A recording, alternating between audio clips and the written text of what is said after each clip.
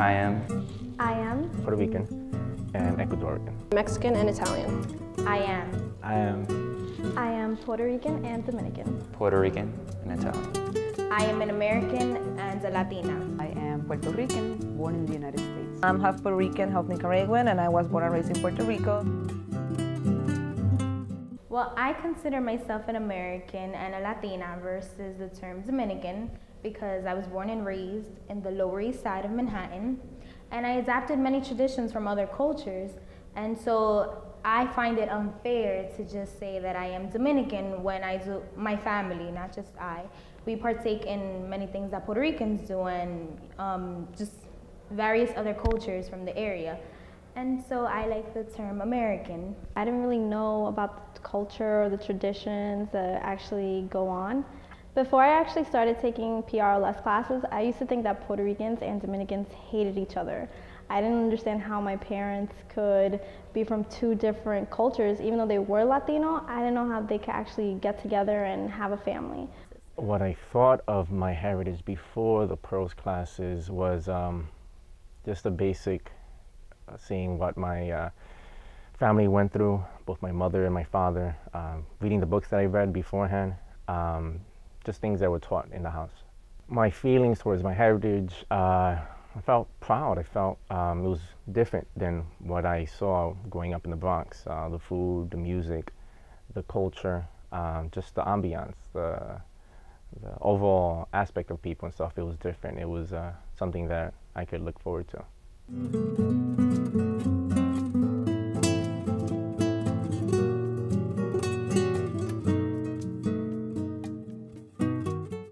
It was formed in 1969. Vice President Morales, Student Affairs at Brooklyn College, she was a student here at the time, and she helped form the department, so she's one of the founders. It was basically a struggle during the 1960s, during the Civil Rights era, during the Civil Rights movements, of people wanting to know more about who they were, their identity, their background. At the university level, they really didn't speak much about Latinos at all. And so these students felt it's about time that our story is told. Our story is a very American story, but we're ignored, we're left out. And usually when that happens, if a subject is silent, if a subject is silenced, their voices are not heard, and it seems as if they don't matter or they're not important.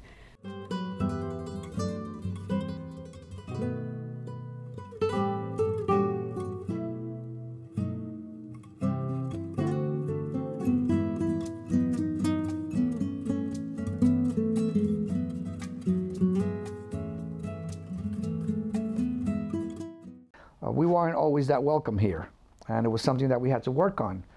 Of course, we've existed now for 40 years, and I think we've gotten the respect of many of our colleagues. We do fine work. Our students will tell you that they're very satisfied with the kind of work that we do here. We're now a department that is involved in various areas of study, and we have turned out some great students who have contributed a great deal to New York City and the nation in general. But it wasn't always that way. There was a great deal of conflict in the beginning that we had to resolve by being able to convince people that we had a place, that we should have a place in the sun here in this institution.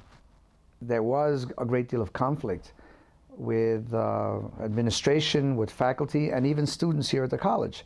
Not everybody felt that we should have a program which would focus on ethnic studies and our particular reality. There were takeover of buildings, and there was conflict.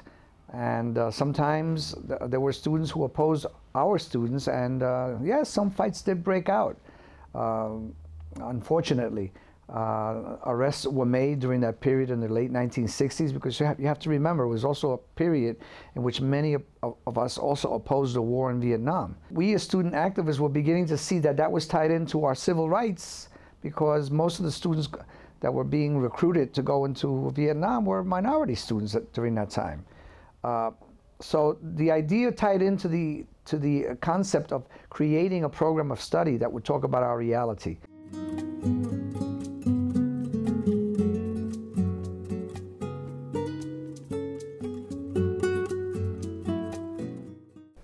One of the most important things that I've gotten from the Department of Puerto Rican Latino Studies is the ability to see things from a different perspective. Always learning history from one point of view to me wasn't very interesting, but when I got to this department, I was able to see it from the point of view, the eyes of the indigenous, of the African slaves, and just about everyone else besides the traditional view that we've always learned. The most important thing I've gotten out of this Pearls department is a sense of optimism and hope, because I come into these classrooms and I see so many people coming together from even different ethnic backgrounds, not just Hispanics and Latinos, but the things that we learned that we've kind of been restricted from or hidden from throughout high school and all these other age grades. It shows that what we can actually do moving forward if we learn these things, and which is essentially important to all our history as well as American history and our impacts and our impact in the U.S. and in Latin America. So I just think it's really encouraging to come into these classrooms and see that, and I know that there's a potential for us to do more things as we move forward, as we continue to extend these curriculums to other schools and universities.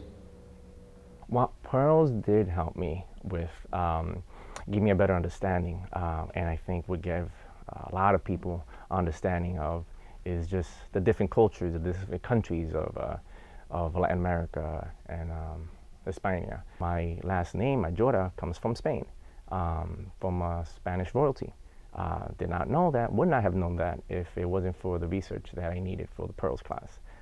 So as prideful as I was with my father and his family, his crazy family, it gave me, I call it a more historical sense of where I came from. It gave me like, damn, I came from royalty. Figure that. And in that sense, it helped me, and I'm thankful for that.